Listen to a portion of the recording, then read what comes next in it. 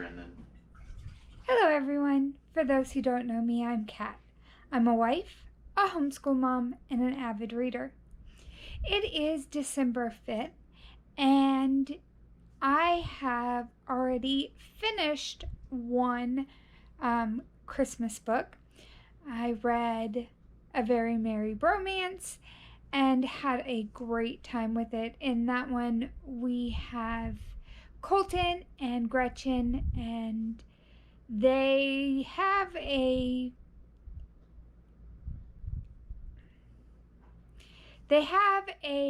very hot one night stand and then separate for almost a year before things really start picking up.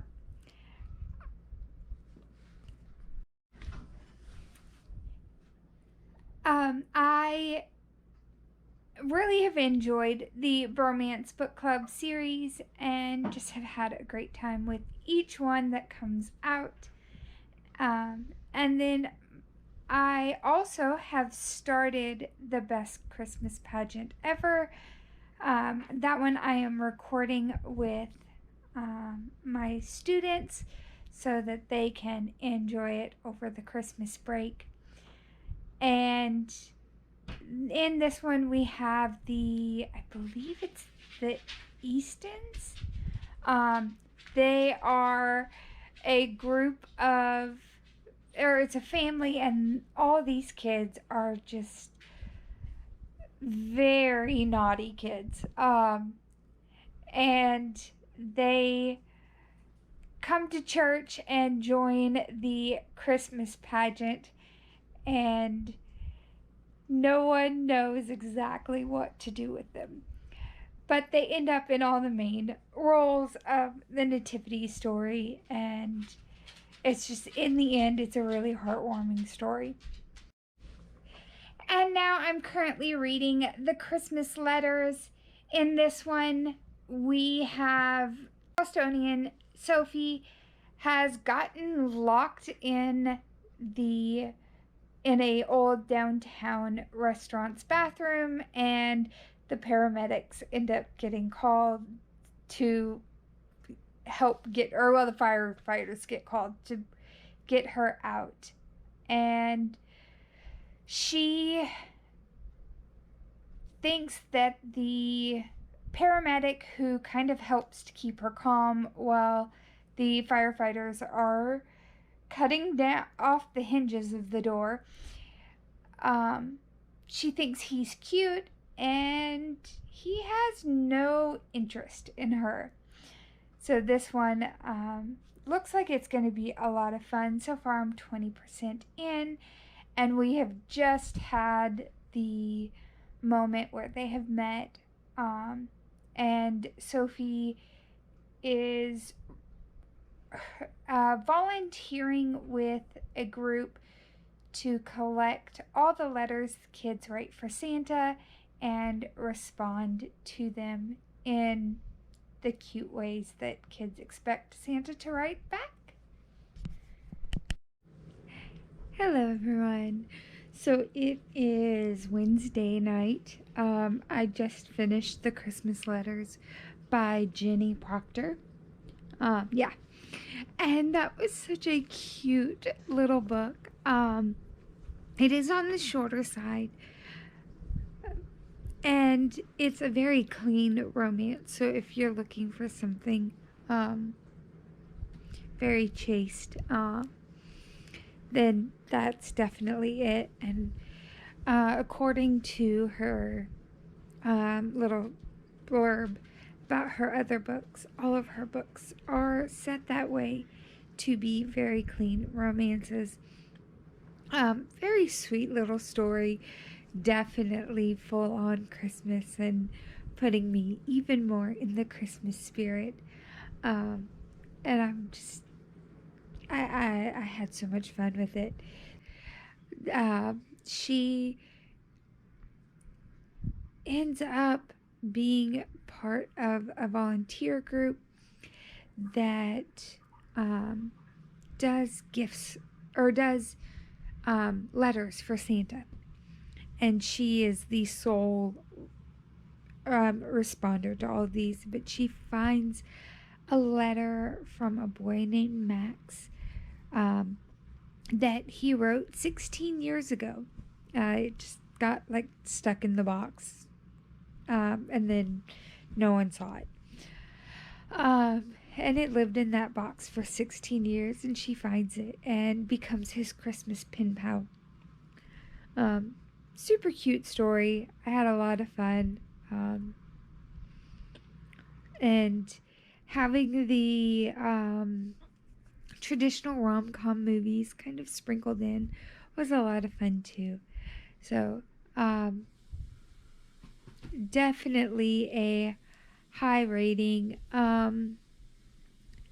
Christmas Letters, I'll probably give it a 4.5 stars, only because the end feels a little rushed, almost like it's missing parts. So it was really cute. I had a lot of fun. And I'm gonna stop gushing about it because I think you guys might lose it if I tell you that this book is cute one more time. Hello everyone. So I am 7% into Good Elf Gone Wrong. This one is following a woman who catches her fiance having sex with her sister the day before they get married. And then he proposes to the sister the next day, the day of the wedding. Really odd start.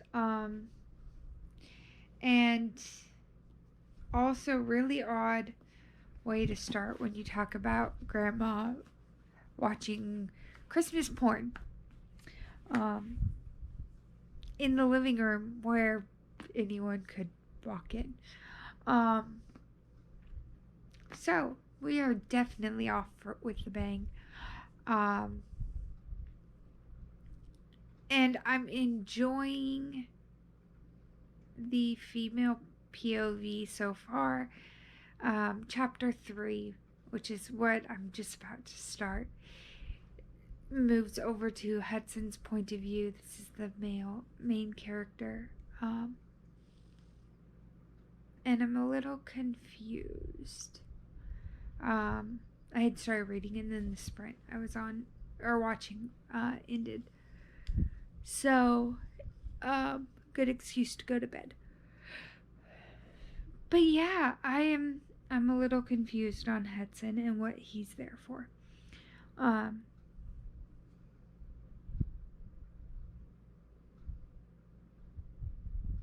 Yeah.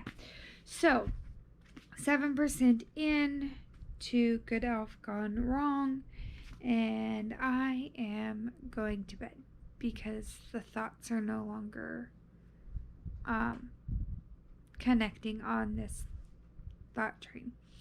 So I will see what tomorrow brings, and I'll talk to you guys later. Hello everyone. So it is Thursday night. I'm 21% into Good Elf Gone Wrong. This is an interesting story. We have the fake dating trope, but there's other stuff going on, and I was really confused when Hudson had his first chapter, because he has his own mission here, his own reason for agreeing to fake date Gracie, and it has to do with her family. But the humor in this one is amazing. I have spent so much time reading this book and just giggling because there are different parts that just really are hilarious. So really enjoying it, and I'm gonna jump back in before dinner gets done cooking. Okay, so this book is amazing. I am 50% in. Grayson and his client were at the bar discussing Gracie and her family. And Gracie, her cousin, and grandma and granny all come in to the same bar and cause a bar fight in which Grayson, the client, and Hudson have to beat off all the men. And I do mean physical fist fight. In chapter 29 is on Hudson, and he is laying in a bathtub of ice, recuperating from this fight. I am just having a great time with this. I'm on my first glass of wine, probably my only glass tonight, but I'm gonna have to see how tonight goes. I'm really enjoying this book. It's 9:15 and I'm beginning to wonder if I'm going to be going to bed tonight. Part of my body says yes, but my brain wants to know what's going on next. So, I'm gonna get back to it. Good morning, everyone. It is Friday morning, and I might have stayed up till 1:30 in the morning finishing Good Elf Gone Wrong. This was super cute, very funny. It definitely hits the rom-com genre, and there were some parts that I kind of predicted due to the way that the book was set up, but overall I had an amazing time with it. And now it's time to figure out what I'm gonna read next. But first, all the coffee, because it's gonna be a morning without it. Good morning, everyone. It is Saturday morning, and I only have four-legged children today. So my goal is to get some reading done. I have my coffee with Bailey's in it, so I'm not going anywhere today. I'm in my comfy jammies, and I have one day in December. In this one, we have Lori, and she falls in love with this guy at first sight through a bus window. Well, Lori spends the whole year trying to find him, but she can't find him. And it just so happens that come the next Christmas, her best friend is dating this guy. And so the rest of the book is kind of like that, trying to figure out what to do or how to proceed. I do know that I don't know what the title of the movie is, but there's a Christmas movie where at the end of the movie it's the best friend, and he's standing outside the house and showing his best friend's wife these cards saying that he would love her forever and all of that. And I'm wondering if this is gonna go that way, because our protagonist Lori is totally against that. So I'm gonna get to reading and see what happens. I'm not very far in. Everything I've read so far is on the back of the book. And that's, I'm 40 pages in of a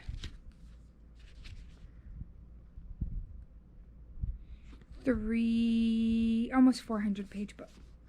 So I will check in with you later.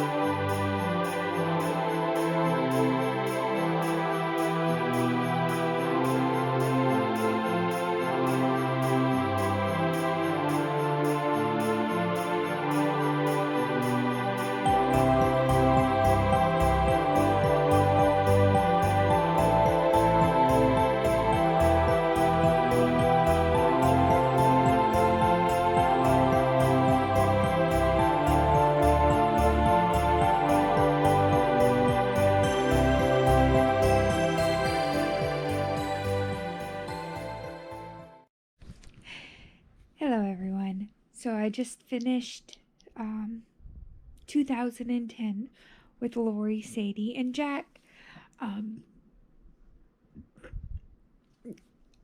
It was a doozy of a year for them. And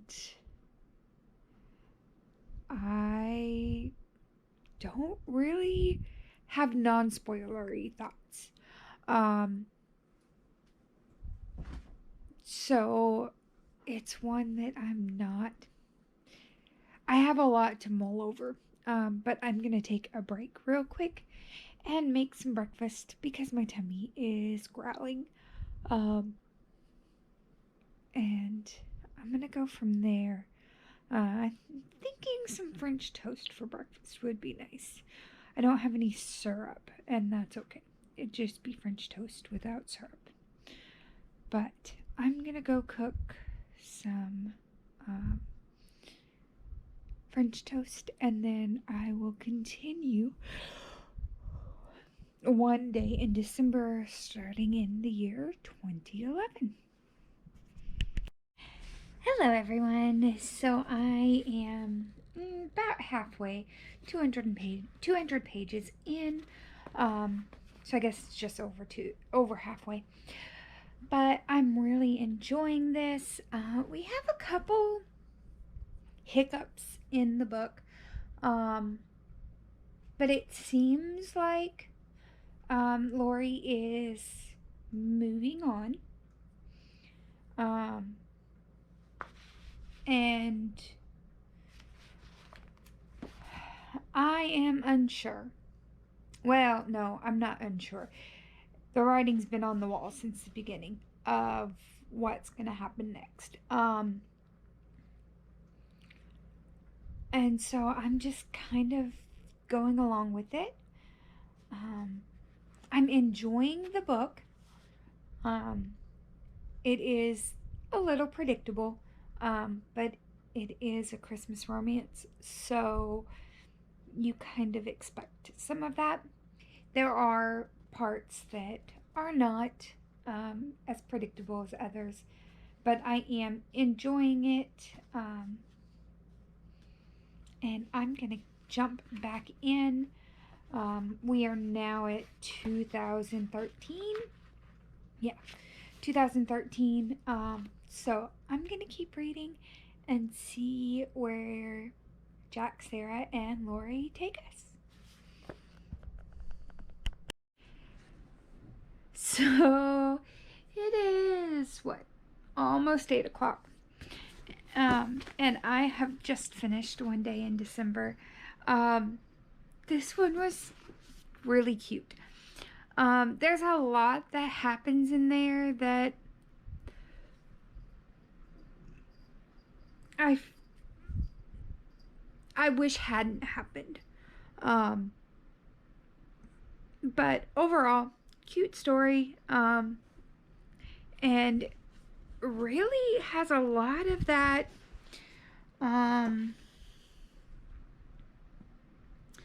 missed opportunity, and makes you kind of think about making every moment count. And that's the real takeaway that I've taken from it. With Lori, she kind of just sat on the sidelines and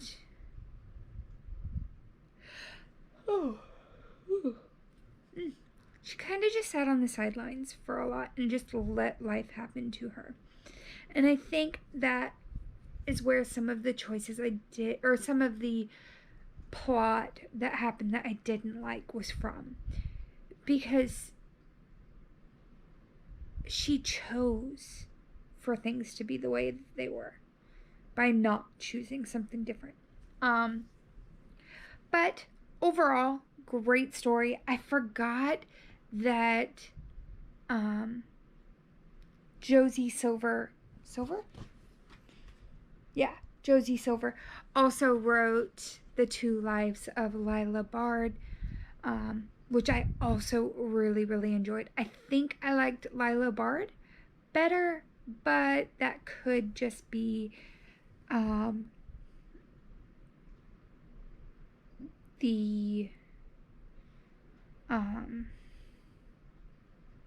because I've read it first, and it was kind of my first taste. And her second book, or a book after this one anyway.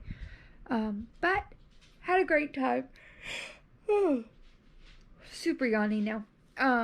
So now I get to figure out which book I'm going to read next and go from there. I'm trying to think. Yeah, I'm going to pick my next book and go from there, and get one more book in this vlog, hopefully, because that would put me at I think that gets me to the halfway point, and it's only been a week. So I will check in soon. Alright, so it is Sunday night. I have just finished recording the best Christmas pageant ever for my students, and this is the first time that I did not fully break down while reading this. The last chapter just always gets me. And I know some of it has to do with kind of reimagining, that's resetting our thoughts on what the nativity was. We very much put our own, look at the nativity through our own rose colored glasses and make this beautiful, sterile nativity scene, and thinking through, kind of how our characters do things. Who would think of burping baby Jesus? That's one of the things we see. Or the fact that Mary and Joseph were dirty and they were tired. They had been traveling, and no one had room for them in their houses or anywhere else except for in a stable, or the area where they would have kept the animals. And then the story is just amazing. I don't want to give away everything, but just it's very heartwarming to me to read this story and to shift my thinking of how the Holy Family's first, you know, Christmas really was. It was not an easy time like we think of. But I had a great time. And the get up tonight is really for um, reading to my kids the last chapter. I just thought it would be fun to be kind of festive, um, even though we kind of have a somewhat serious message. And I really love this story and how it takes us out of ourselves and what we picture. But I am going to wrap this vlog up here. I have read 5 of my 12 books. Um, and I'm really excited to keep going. But I also am going to try not to drag this one vlog out too long. I figure 10 days, well, 9 days, is long enough for this week's vlog. But I will see you guys next time. Bye.